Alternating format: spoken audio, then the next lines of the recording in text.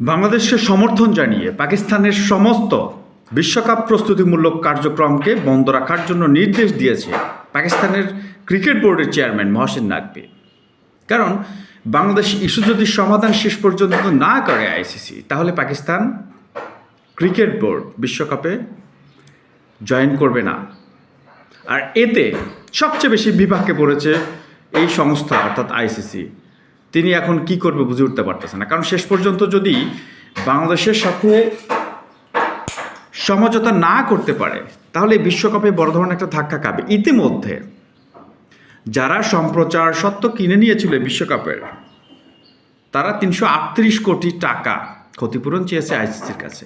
কারণ পাকিস্তান ভারত ম্যাচ যদি না হয়, তাহলে এই সম্প্রচার সংস্থাগুলো সবচেয়ে বেশি ক্ষতিগ্রস্ত হবে। পাকিস্তান ক্রিকেট বোর্ড সরাসরি জানিয়ে দিয়েছে, বাংলাদেশের সাথে সমঝোতা যদি না হয়, কারণ এটা নিরাপত্তা ইস্যু এবং যৌক্তিক দাবি, এটা যদি সমঝোতা না হয়, তাহলে পাকিস্তান ক্রিকেট বোর্ড এই টুর্নামেন্টে অংশগ্রহণ করবে না। সুতরাং স্পষ্টভাবে তারা ক্রিকেট বোর্ডকেও জানিয়ে দিয়েছে যে ভাই, তোমাদের কোনো ধরনের প্রস্তুতি নেওয়ার দরকার নেই, আমরা খেলতেই যাব না যদি আমাদের ভাই বাংলাদেশকে তারা যে সমস্যা হয়েছে সেই সমস্যার সমাধানের জন্য আগ্রহ না দেখায়। এবং মাত্র কিছুদিন আছে বিশ্বকাপ শেষে, বিশ্বকাপের আগে প্রস্তুতি বন্ধ।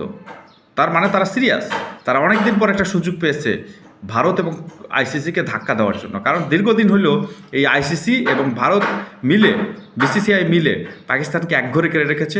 পাকিস্তান বিভিন্ন ধরনের বাস দিয়েছে। এখন পাকিস্তানের কোর্টে বল, তারা সুযোগ পেয়েছে, এই বাসটা তারা কিন্তু ভারত এবং আইসিসিকে দিয়ে দিচ্ছে। তো পাকিস্তানের জন্য অনেক শুভকামনা। আশা করব এই খেলায়, এই মাইন্ড গেমে পাকিস্তান জিতবে। বাংলাদেশ তার পাশে আছে। ধন্যবাদ পাকিস্তান। ভালো লাগলে অবশ্যই সাবস্ক্রাইব করুন।